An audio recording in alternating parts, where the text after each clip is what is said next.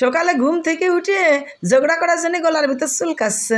তা কি করব, রান্না করতে গেছি, যেই জানালা দিয়ে এক সেমরা ফোনে কথা করছে। হ্যাঁ হ্যাঁ, সে সেমরা নিজের ভাত নিজেই কামাই করে খেতে পারে না, সেই সেমরা দেখি আবার ফোনের ভিতর কথা করছে। শোনেন, হ্যাঁ, কাম করে না, কাজ করে না, নিজের থামিকান ঠিক মতো নিজে পড়তে পারে না, আবার দেহি ফোনের ভিতর করছে, তাও আবার মিস কল মারতেছে। হ্যাঁ, জান, বিয়ের পর তুমি গোসল করে আসবা, আমি তোমার শাড়ি পরাইয়ে দেবো না।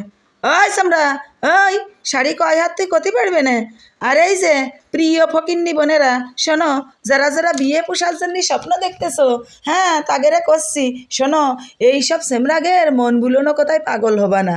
যে সেমরা মাকে কাপড় কিনে দিতে পারে না, তো তগের দিবি কোনতেন? হ্যাঁ, ওই শরীরা শোন, বিয়ে করতে হলি দেখবি যে সেমরা কাজ কাম করে আবার একটু পড়ালেখাও জানে, তাগের করবি, তাইলে তোগের একটু কাপড়ও কিনে দিবে না, আবার একটু ভালোবাসবে না। ওই সারি, এই যে সেমরা কয় তোমার জন্য মরিয়ে যাব, ফাঁস দেব, লাভ দেব, ওগের এই মিষ্টি মিষ্টি কথাই ভুলবি না, বুঝছিস? ওই দিন শেষে সেমরা থামি খুলে পড়িয়ে গেলি তোর থুয়ে লাভ মারবি না, বুঝছিস?